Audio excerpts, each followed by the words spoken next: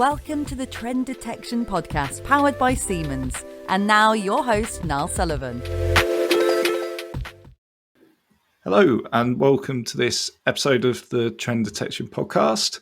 It's great to be back with my colleague Nat. For those who are regular listeners of the podcast will know we've had a regular series going on for the past, I'm trying to think how many months or years. Well, it can't be years, but past few months, I guess. But there's been a little bit of a gap, but I'm really pleased to have that back so we can start digging into our regular series about the truth about predictive maintenance, which is a broad topic. And as you know, Nat talks very much from the hip, which is what we like. Today, we're actually going to talk about a very broad topic, but a very important topic. So I think there's often a lot of confusion here in the term predictive maintenance, which is obviously very close to our heart, but it's often very much confused in this market of lots of different uses of it for different products. And we're going to sort of try and unpick that a bit today, I think. So, but before we get started, I'll hand over to you, Nat, just to introduce yourself quickly. That'd be great. Hi, thanks, Niall. Hello to everyone who's listened before. I'm Nathaniel. I am currently Business Development Manager at Senseye within Siemens, previously Sales Director within Senseye when we were in startup mode. But ostensibly my job is about going out and meeting organisations who are interested in exploring and understanding predictive maintenance and helping them to unbundle some of the confusion around it. It's one of those terms which needs to be appreciated and understood before a company can really work out what they can achieve from predictive maintenance and set out a plan to go ahead and do so. And as I always say, why have I got the right to come and pontificate about anything to do with the truth about predictive maintenance? Well, really, for the very reason I just said, that me and people like me spend all of our years of our lives engaging with people who are struggling to work out what to do next. And as a result, we tend to be there from the very beginning of the concept of implementation of any type of technology that we happen to be selling at a given time through to successful deployment and scaling. So if you look at anybody within a business, we're probably the people who are most likely to, if you cut it in half, you'll find us still there. So we have a good view on what people are doing, how they're doing it, what the misunderstandings are, that sort of thing. So thanks for having me back. Yeah, I thought today it'd be interesting to talk about this concept that's coming up quite a lot with our clients.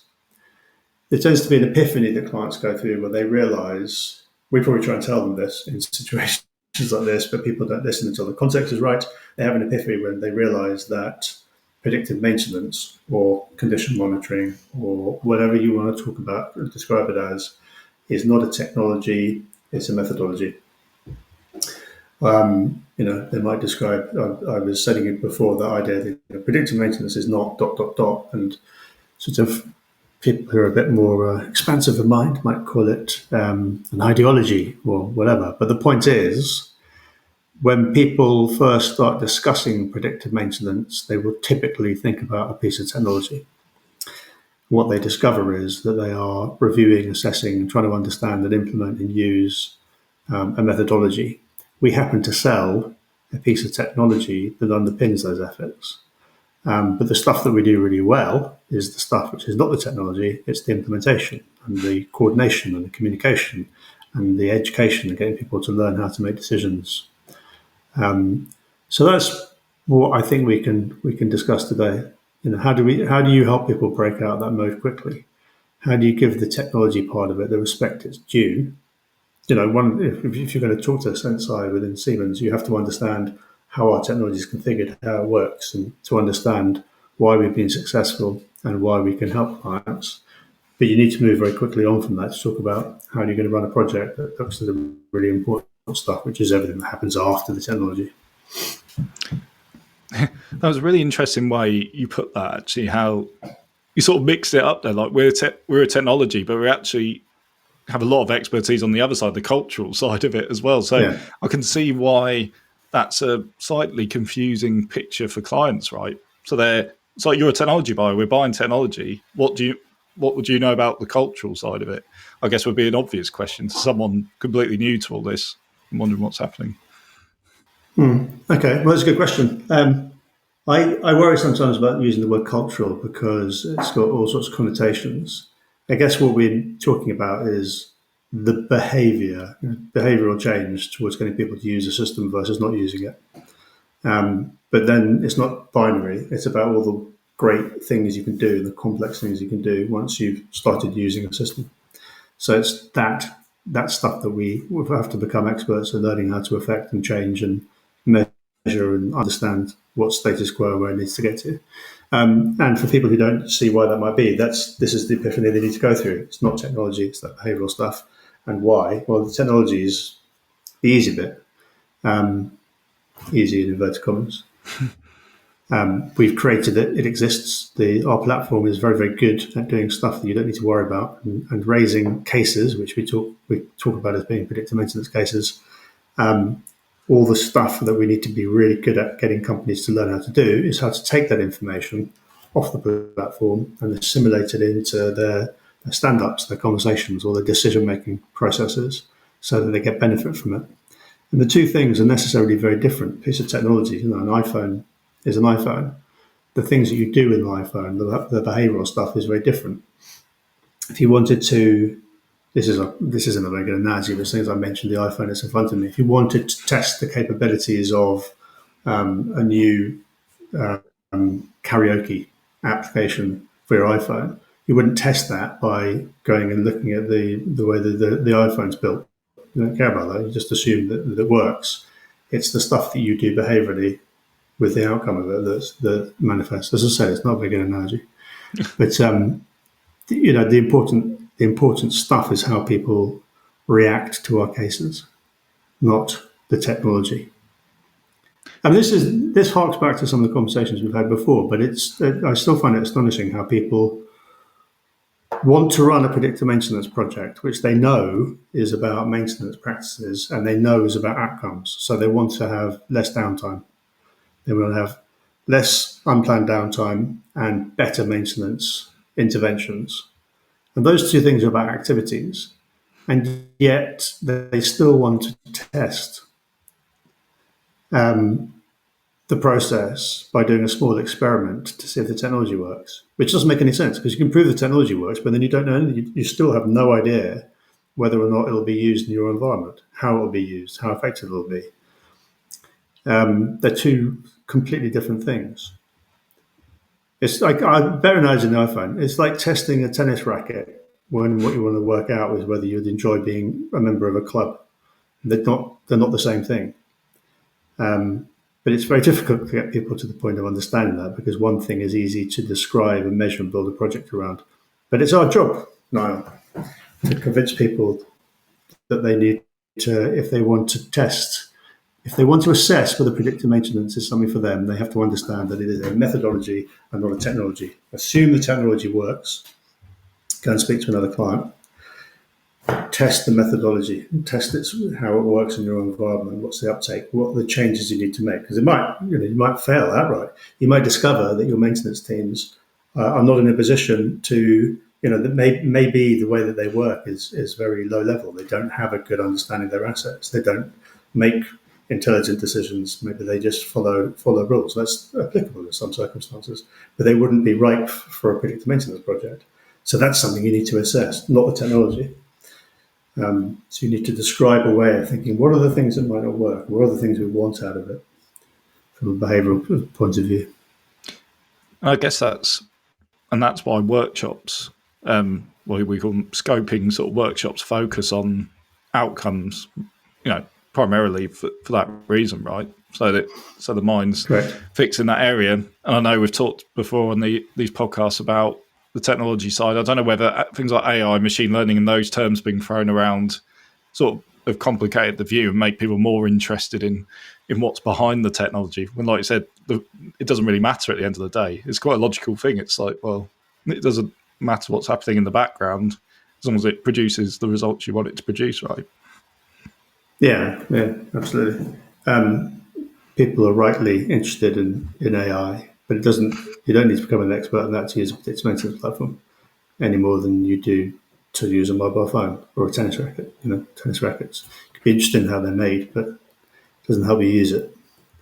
There is obviously some examples with organisations where they have data scientists or people who are paid as a job to understand some of these things fundamentally. And there's probably a lot of companies out there who have R&D departments who want to investigate what's possible with AI and build some robust and good solutions. And probably over time that will become an easier task for them. But under the current circumstances, PDM or working with a company like Siemens and Senseye it's not that beneficial. From our point of view, quite often it's the data scientists who reveal a heavy bias towards a different approach than ours because of the questions that they ask. Typically, the data scientists will want to ask questions about validity of cases. They want to be very empirical. They want to have some understanding of how accurate we are. And that's not a misunderstanding. A misunderstanding would be if they'd misperceived something we told them. But it needs a bit of education because the way our technology works, there's no really effectively no such thing as a false positive or accuracy. We're alerting people to change, and we may be giving some detail around what we think that change means. We might be giving some instruction about what we think you should do to mitigate that change, but we're not saying X is going to happen. Because we're not a solution that we build specifically looking for very specific things and say, aha, we can see that specific thing is going to happen. So in a way, those questions from data scientists are useful because they instruct us on the way the company views predictive maintenance. It gives us the opportunity to start educating them slightly differently towards the way that we view should be done. And do you often speak to customers or prospects who have maybe spoken to another vendor, another provider and got an alternative view, and they're bringing that to the table when they meet us? Oh, this provider, said it. Predictive maintenance would, should do this and should do that. And what's your response to that? That kind of view. Well, first of all, in this industry and any other industry I've ever worked in, people have a strange habit of not telling you who they're speaking to, and I've never understood why. Because knowing who someone else is speaking to allows you to help them make a decision because you know what it is that you're trying to compare to. Not knowing means you have to stab around in the dark to work out what's going to be most useful to tell them. But people have always been and probably always will be very guarded about that stuff. I have not been as involved as I should have been in my life in buying cycles. So perhaps I need to go and get involved with the purchasing department at Siemens and help purchase some solutions to try and work out why that response happens to help me debunk it a bit. But anyway, that wasn't your question. It just always has interested in me why people don't share that information. But it's not complicated with this technology because really there's lots of generalization here, but there's 3 routes to market. We're one of them.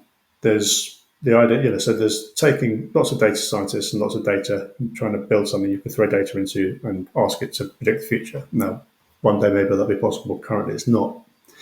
But the main other way of doing predictive maintenance, which is opposed to our way, is the looking at the world through the lens of failure. What does failure look like? So very often we'll speak to people who are speaking to one of a number of successful vendors who their view of the world is looking at how things fail and building models to cater or to look for those failures. So they're kind of like a spider's web where they have very specific things that they're looking for. So if you think of PDM as a spider's web, there are signals that they want to listen out for that they will recognize as being indicative of a failure mode. And they can pre-build those. So if they've seen a particular type of motor before or whatever it might be, or a pump or a filter, they can come pre-armed with models which look for the signals that indicate that failure. What we know as a business from our multiple clients is that most things that happen in a slightly unique way. And a lot of things that happen have never happened before, and a lot of things that happen are never going to happen again. So that idea of coming pre-armed with models of failure won't cater for everything. We reckon from looking at this is not, by the way, from a wide study, so don't quote this in a scientific paper, but we reckon something like 80% of the cases would not be caught by those systems because they're anomalous things like an accident, pool of grease collecting in a place that you would never have thought it was going to. We cater for all of that because what we're looking for, our lens, our view on the world is what does normal look like. and then we can start to make observations about things which step away from normal, either in an anomalous way or a trend, or moving towards a pre-put-in threshold. There's a lot of different ways that things can be described as moving away from normal. And the intelligent and clever piece of the technology, so not the methodology bit, but the technology bit, is looking at those changes and asserting whether or not it thinks that they are should be attended to.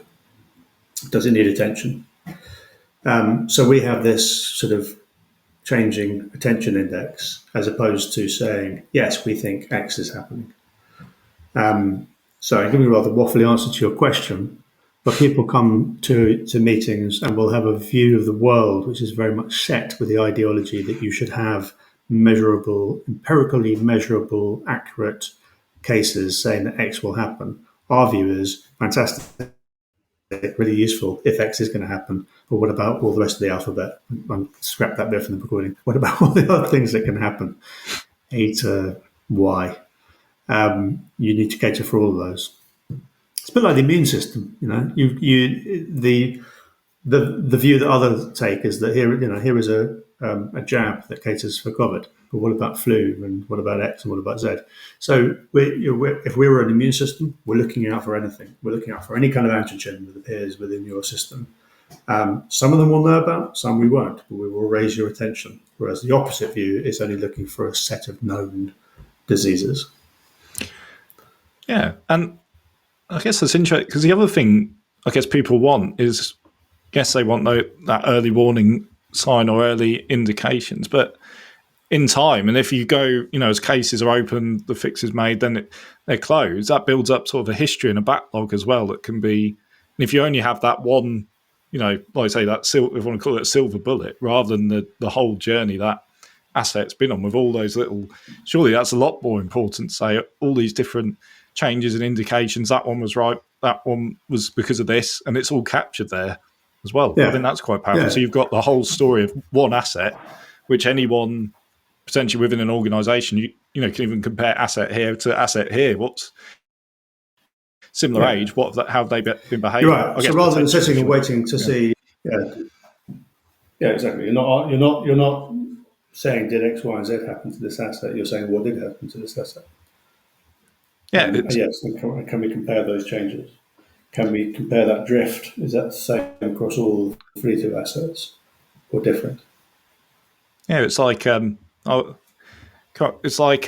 punchline without telling the story beforehand. It's like, it's great that all right, that's happening then, but what's the what's the background to it? Why did it happen? Is there a certain pattern that we need to be aware of? Based on previous data and other similar type of assets. It's that kind of information that's also a data that's also useful for people. Yeah, but you build it over time. Yeah, and in a way, this if we look back at the question we're asking, which is why is it a methodology or an approach or an ideology or whatever you want to call it, as opposed to a technology? If you have a system which is simply looking out for a known failure mode, then really it is a technology. It's alerting you to a known failure. That's a small subset of what we would do. But if it's a system which is alerting you to change, then it necessarily becomes a methodology, because if let's say you're in charge of predictive maintenance across a business, and you're looking at existing lines, and perhaps you're looking at a number of new lines that you're built to a new factory that's been built. Your task will not be to say, don't worry everybody, we're going to implement a system that looks out for these known failures. What you'll be saying is, hey, when we're designing this new line, or when we're considering doing something to this existing line, we need to speak to the right stakeholders, because we're going to implement a technology that will alert you and raise your awareness to change. When it raises your awareness, it will give some level of detail, sometimes scant detail, sometimes very insightful detail about the likelihood of when a failure might happen and what that failure might be.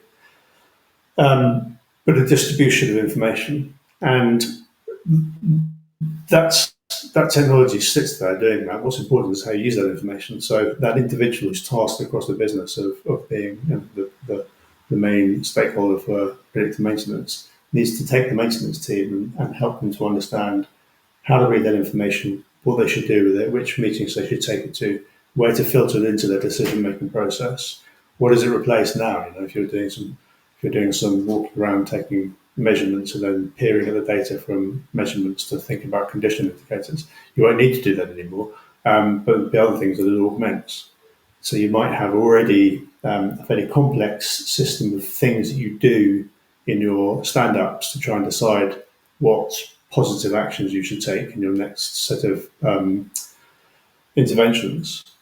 And how do you filter this information in? That's a process they need to be more cognizant about getting that right than they do about the implementation. The implementation should become easier over time. It's the usage and the methodology that they should be focused on.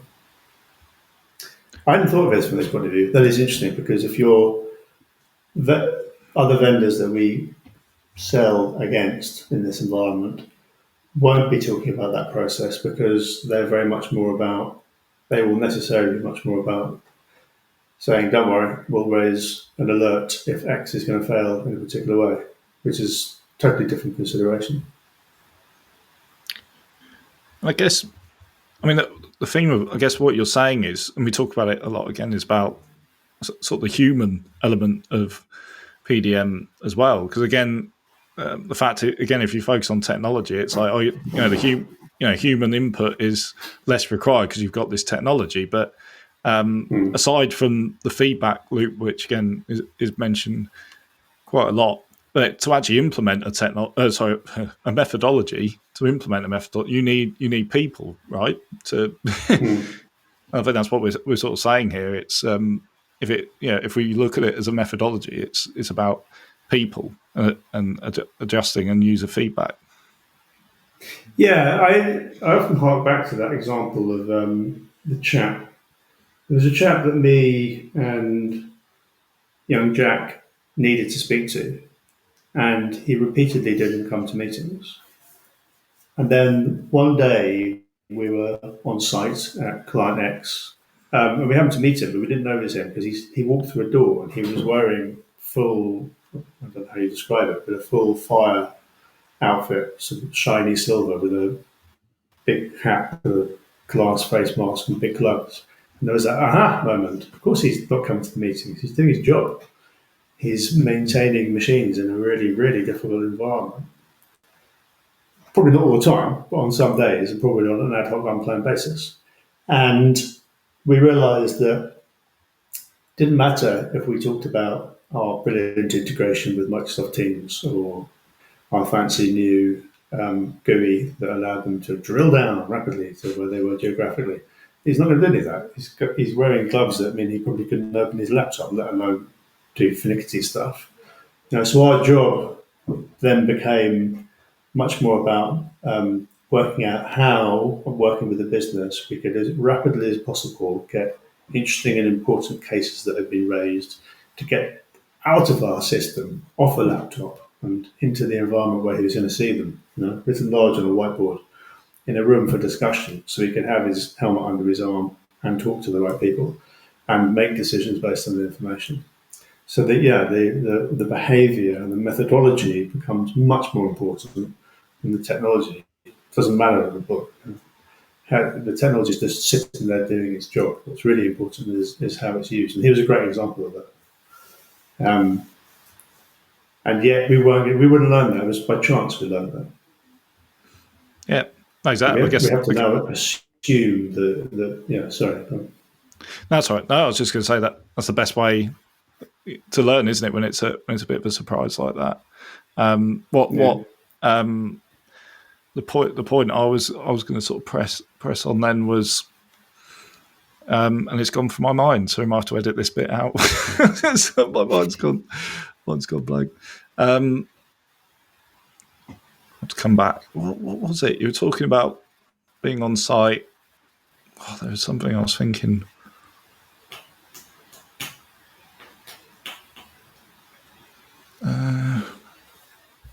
That was it. Okay, so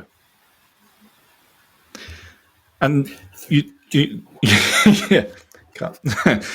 And yeah, so you were talking about you talk about being on site, and we talk about a predictive maintenance methodology, but it's not a case of just applying this, cookie cutter and applying it.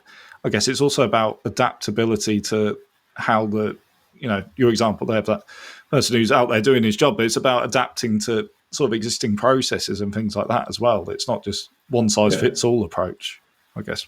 Yeah. The first thing you need to try and understand is how a company currently communicates internally about maintenance.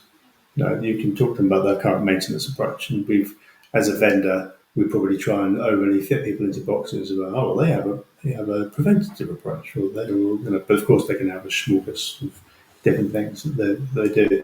What we really need to understand is how they communicate about maintenance, how they make the decisions about maintenance, because that's where we need to filter in whichever way is appropriate.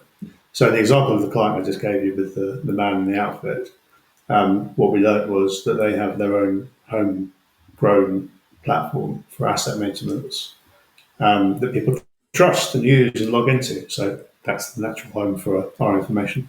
So the next piece of work for Jack was to make sure that everything that is of importance from our system appears in that environment, so that other people, in that case, will be cognizant of it, make decisions, communicate about them, and Mr. Man in the Mask will hear about it in a timely fashion and do the right things, get the right stuff done.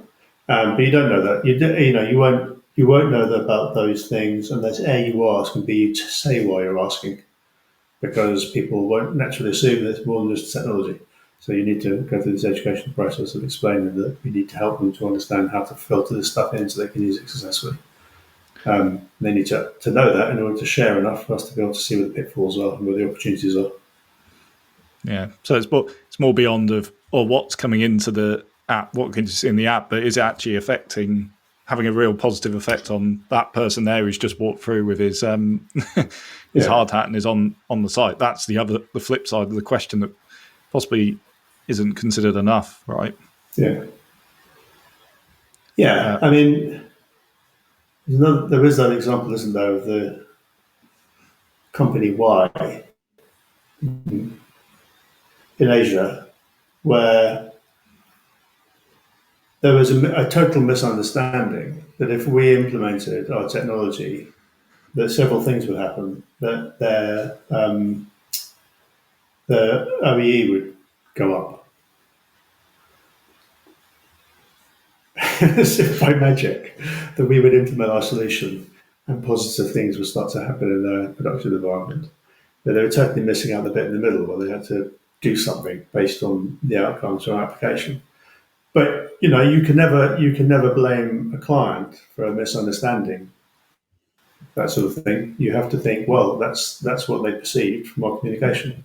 Of course, in order to understand how to communicate with people so they don't misunderstand what you're saying, you have to understand what they currently know and think. So you understand what they're hearing based on what you're saying.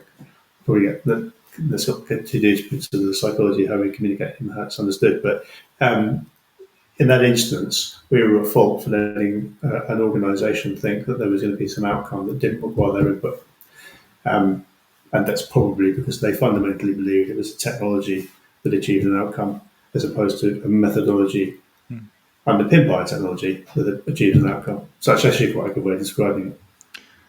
I guess the most successful projects, again, because I talked to Gartner quite regularly, I've talked about this a few times about how client and vendor relationship should be more collaborative, and I think that's particularly important with Senseye Predictive Maintenance, right? And our approach. Yeah, absolutely. Yeah, and that's not natural. You can't say to a client, "Hey, we'd like to do some business with you. Here's our technology. There's other ways of doing it, but ours is the best. You need to collaborate with us." There are a number of iterations of communication and trust building and demonstration of ability that you have to go through. And then, of course, at some point, the organisation has to say, okay, we're going to put our energies behind you.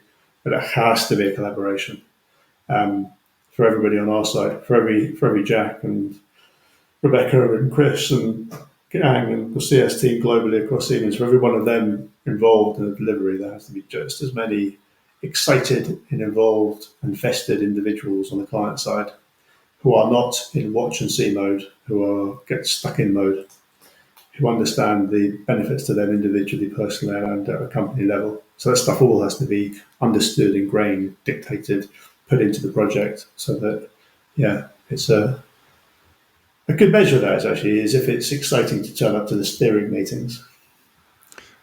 Yeah, exactly. If it's, I haven't looked at I haven't thought about this week, or if someone's, I guess the point is when, I think I've heard this before. I don't have a specific example, but, just talking to some of our colleagues and things where a customer or someone from the customer side has come into a meeting and has almost, in a nice way, taken over the meeting.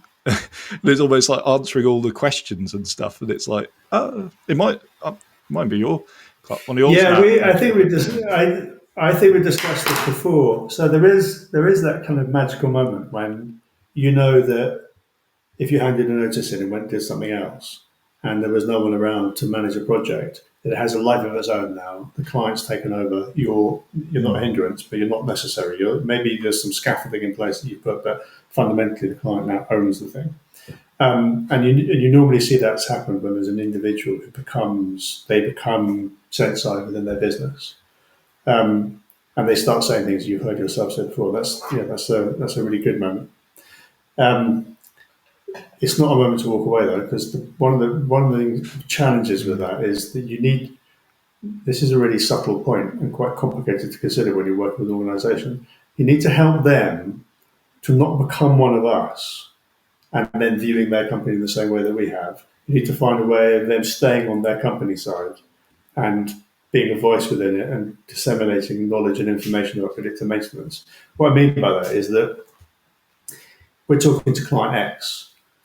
We'll be considering their environment, but it'll be very much us talking about how are we going to how are we going to infect people with the idea of Senseye and PDM being a good thing.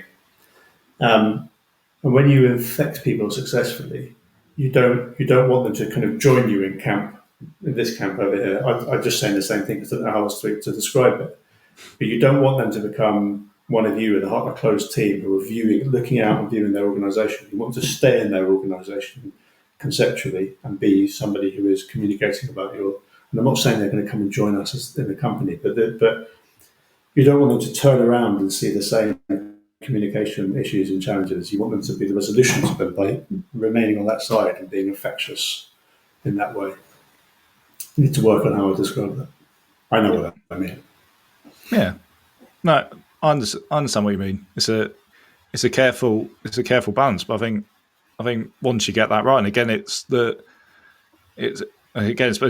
to another thing we talk about as well as like champion users who would naturally fall into that category as the ones who become the experts and become the drivers within the organisation to obviously scale at the appropriate time as well. And then we're there to support that both technically and obviously, and I don't want to call it politically, but you see what I mean, but as in the conversations that need to be had for that to happen internally, I guess. Building a business case, there we go. That's a better way to put it. Building a business case, yeah. Yeah. I was just going to say, so the time's gone very, very, very quickly, which is great. I wanted just to touch up maybe finally, unless there's, I'll ask you to sort of maybe summarise a little bit as well, but you mentioned before about like a mix of approaches and how it's not all, let's just scrap everything and focus on predictive maintenance. Could we talk about that a little bit, how you can have a little bit of, there's reactive, there's corrective, there's all these different approaches, and how a blend, would you agree a blend of them is better than just focusing on one? Or is it, again, a case-by-case basis, you might say? Well, I guess the point is that when you're a vendor of any type of solution that you're selling into a maintenance team and you want to understand what their approach is, you might make this sort of absurd assumption that they have one-size-fits-all approach across all their assets and all their environments. Now, patently, that's not going to be the case because you might mandate an approach, you might suggest an approach, or you might have a culture that errs towards one approach, but you're going to have different individuals who do things differently, etc. And you might have, we used to have a slide that we used to use that talked about this sort of the evolution of the maintenance approach, which was already wrong, because it was suggesting that as you went along, you were getting better or more appropriate. Of course, that's, again, not necessarily correct. But the idea is that you would have people who are purely reactive, run assets till they fail, and then go and fix them. And then you have a slightly more robust approach of planning to avoid things. So you would have preventative maintenance. So you would do lots of activity, go and fix your machines and oil and do whatever you need to do to try and prevent failures from happening, prevent breakdowns from happening.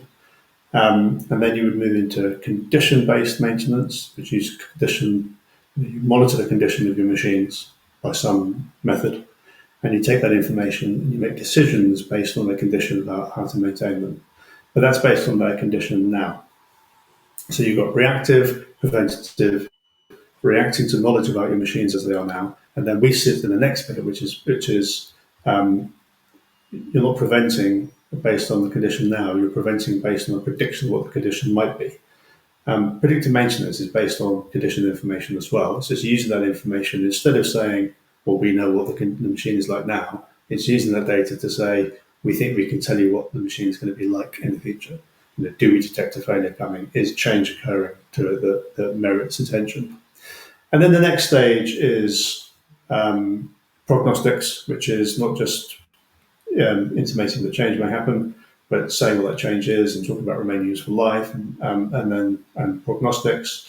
And then, this goes on. But of course, you're never going to have any organisation who steps from one to the other, to the other, to the other.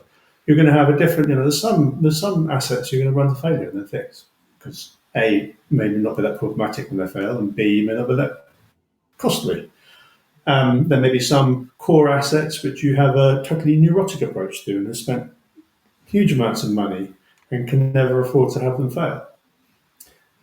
You may have a budget that gets taken away from you halfway through the year for completely other commercial reasons that affect the maintenance approach. So, and just to finish this answer to it, first of all, this idea that there's this discrete path that people take is nonsense.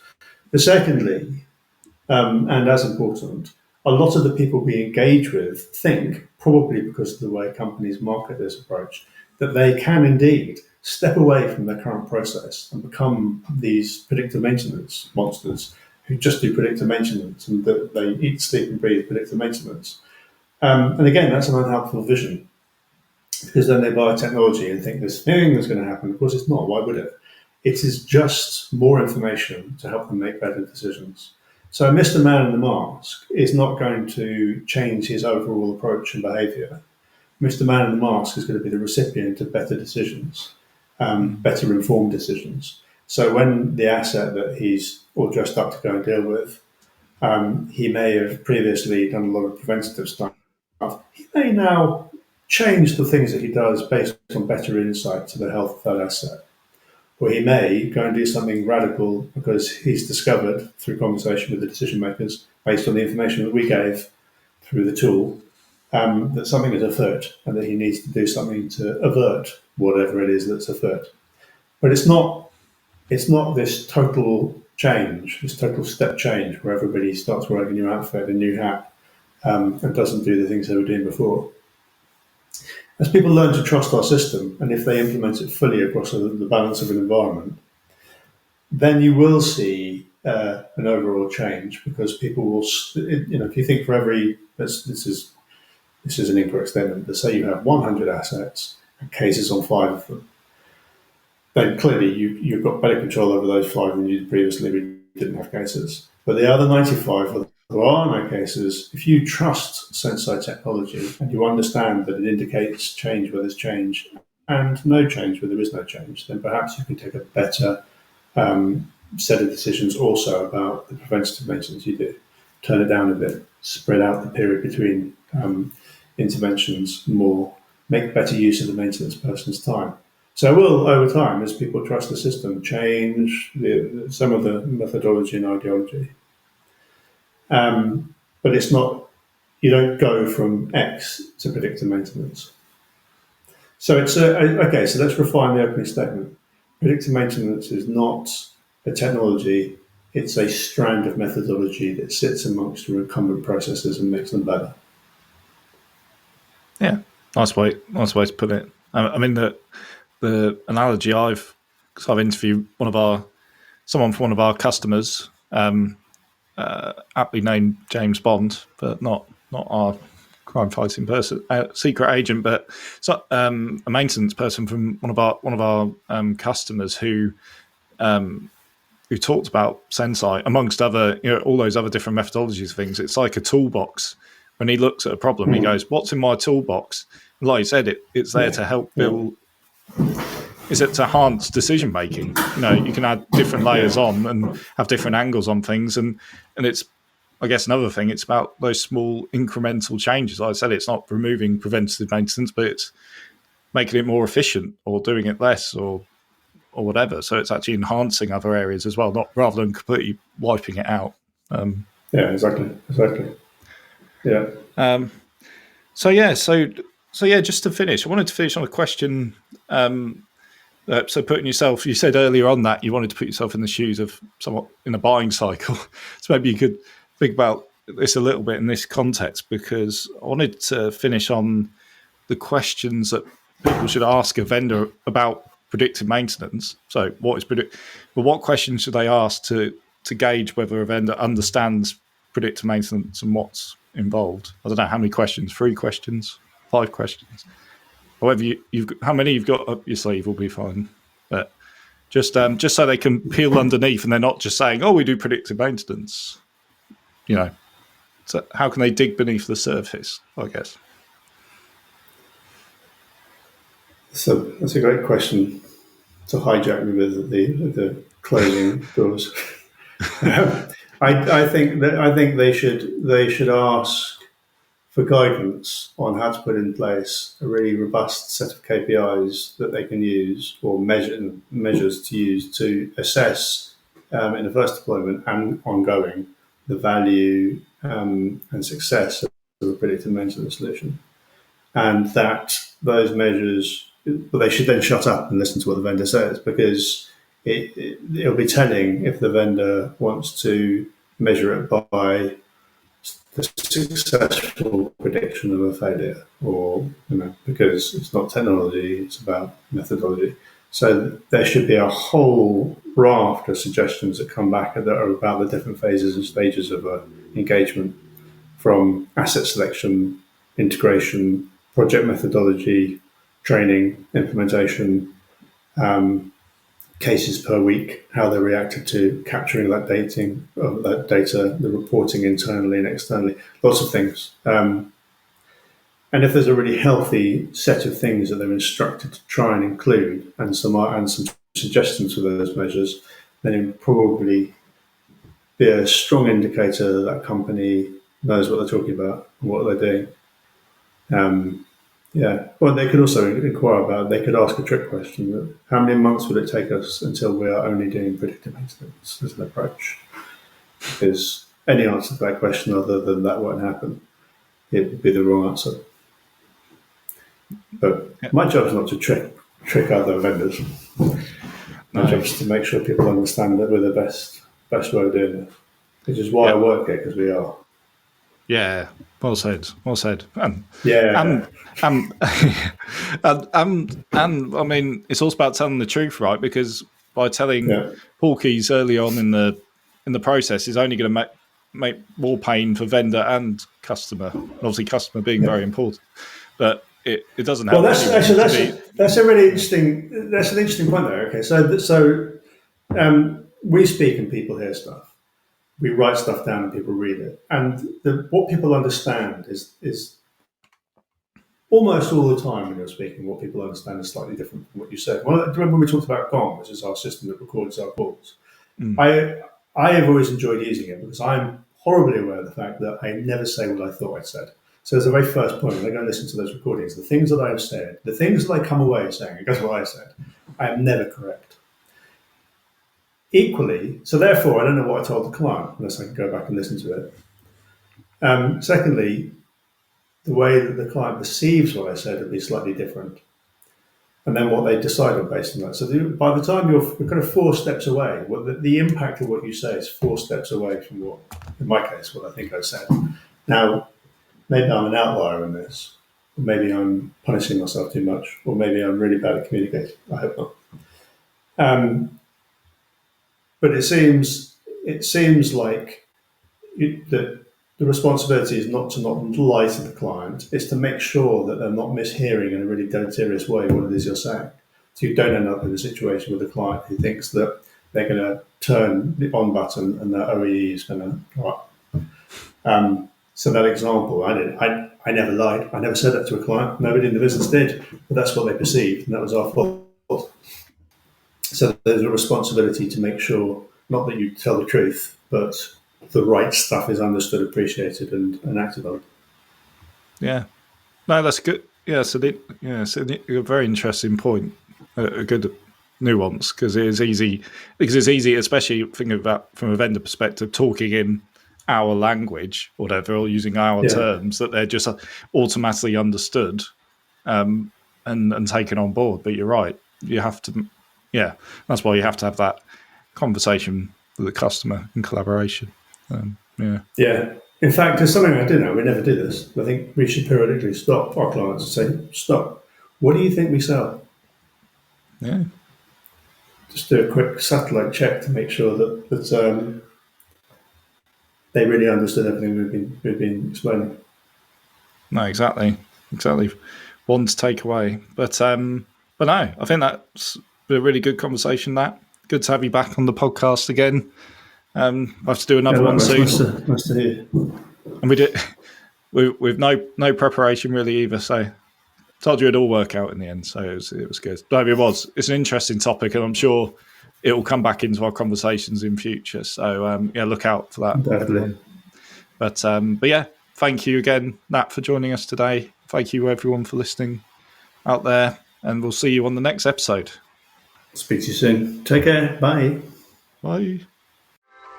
Please like and subscribe on all major podcast channels and find out more about Senseye Predictive Maintenance at Siemens.com.